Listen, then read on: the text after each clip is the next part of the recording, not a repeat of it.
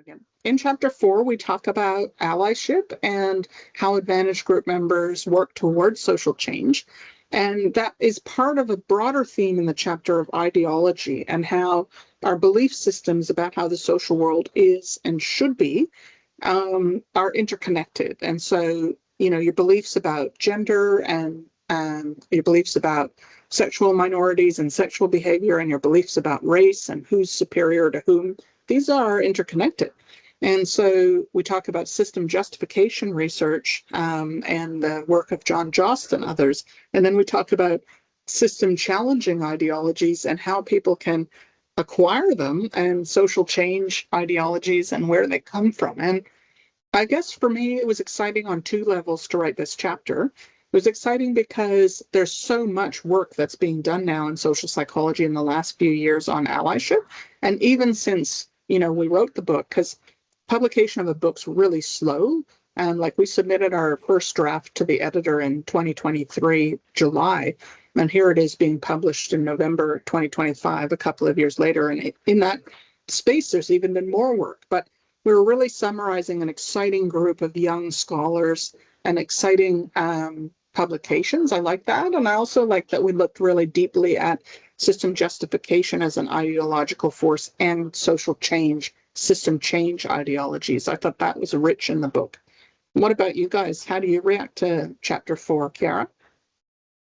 I like it. I find it to be, really positive. It's kind of the flip side of the previous chapter, which I think is really valuable in, okay, here's how to not do it, and then here's how to do it right. There's so much great work. Allyship can be incredibly powerful. It's necessary. We've got to work together, and it kind of links us to that common thread of humanity that's going on. And, we can work for social change with marginalized and disadvantaged groups as long as we realize that we're not going to be the leaders of that. We've got to let them, and well, not let them. We've got to acknowledge that they are the leaders, that they know what needs to be done and follow on. And I think, it really challenges some of those ideas of I don't see color and that sort of thing, which has been adopted by people who are trying to be progressive, but then you miss the actual challenges that are faced by people in different dimensions. So I think it's really good to address that aspect as well. And just ways that we can work together to kind of push forward and, all that commonality that we have across each other. Yeah. Cecilia? The big questions answered in this chapter is what makes people what that makes people into allies. We talk about system change and using the perspective that we can gain from the previous chapters about intersectionalities.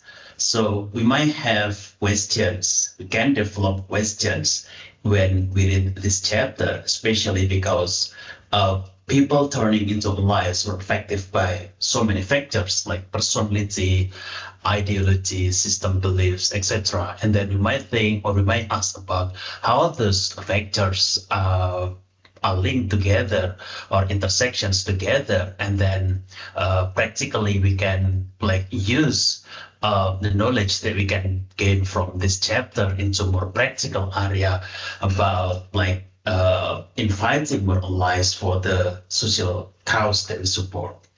Yeah, I like that aspect of it too. We start talking about kind of what the meaning is of the different theories in terms of how you create change intentionally as an organizer.